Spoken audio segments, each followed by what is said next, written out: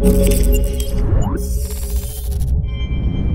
what's going on guys, Arekkz here, welcome back to another Destiny 2 video. And today, the next challenge for the Leviathan Raid went live on reset, and this time round we're turning our attention to the Gauntlet. So in this video, I'm going to tell you guys how to complete the Gauntlet challenge. So if you do enjoy this, you do find it helpful, then a like would be super appreciated. And if you have any questions whatsoever, then drop them down below. But to begin with, what exactly is the challenge? Well, high level, it is quite simply, you cannot stand on the same plate more than once. So what does this mean? Well, it means for the encounter, you will need to use the rotational strategy. You will not be able to use the strategy where you stand on one plate for the entirety of the encounter, where you shoot the arrows, you drop down, you kill your sign, and you climb back on the plate, because if you do that, upon completing a rotation, the challenge will fail. So in order to do this, you will need to use the rotational strategy. That also means, given the fact that this encounter works across 3 main phases, in each phase, you will be doing something different. One phase you'll be running, one phase you'll be standing on the platform shooting one of the arrows, and the other phase you'll be on the ground avoiding the platforms, killing the scions. If you do this correctly, then it means that you will never touch the plate more than once, and you will then get to the final phase where you all go into the room, you complete it, you dunk it, and the encounter is complete.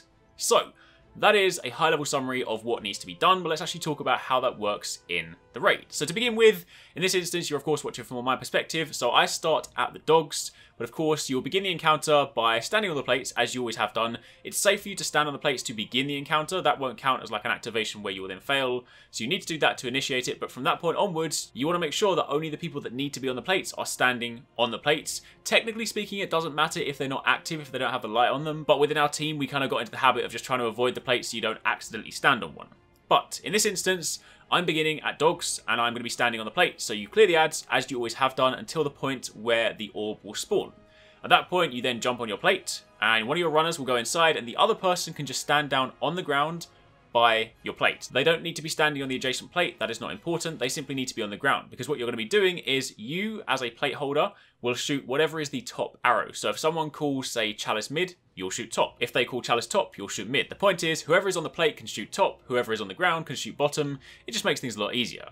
Once you've done that, and you've then shot the arrow and the arrows have gone green, you, as the person on the plate, do not need to worry about the scion. The person on the ground will go and clean them up, so you can then run directly to your next plate. You have to be on the plate in order for the ring to light up, so it's important that you don't try and delay, otherwise you'll mess up the whole cycle. So, you stand there, shoot the arrow, move to the next plate, the person on the ground will kill the scion to make sure that nothing else spawns, they will then run over, and you will continue this. What you're effectively doing is you're following your runner. So in this instance, for phase 1, Willis is the runner, I'm following him throughout the whole thing, 2-6 is then following me, and we are then repeating that. If you do this correctly, you will touch all 4 plates, and you will not need to touch the same plate more than once. Once you've done that, the running phase will be complete, the person will run out, they'll dunk in the middle, and you're then ready to swap. So since in the first phase of this video, I was on the plates, what I'm now going to be doing is I'm going to be on the ground. In this one, 2-6 is the runner, Willis is up on the plate, I'm on the ground, so my role is now switched. I'm now not focused on the plates, I'm focused on being on the ground, killing the scions, and shooting bottom. So again, you clear ads, you grab the orb, you go in for the running phase, and then during the running phase, I'm now staying down, away from the plates.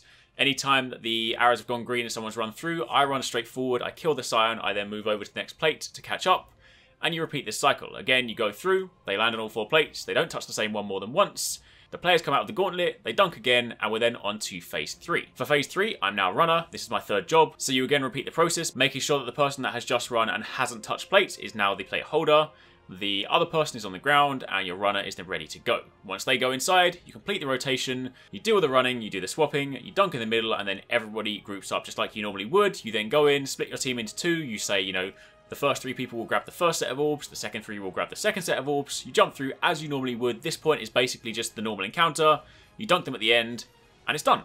That is literally all there is to it. It's actually quite simple, and if you guys are used to the strategy where you stand still and you kind of just like visit the plate and come back, this is actually quite easy once you get the rotation down, and it can often make things a lot simpler in the grand scheme of things, so it's definitely a good strategy to know. Being able to jump between 2 definitely helps out because different teams use different strategies, so it just means that that way you're, you know, fully equipped for any eventuality. But that is essentially it. So to recap, you cannot stand on the same plate more than once, so you will then need to change your role on a phase-by-phase basis. So the easiest way to do it is agree among your team that on one phase, one player will be on the plates. The next phase, that same player will be down on the ground killing scions, and for the 3rd phase, they will be a runner. It doesn't matter what order you do it in, provided nobody does the same job twice.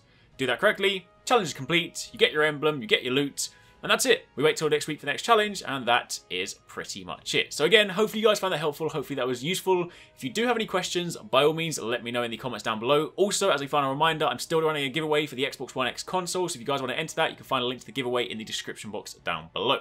Thanks for watching. Take it easy. Catch you next time. Peace out.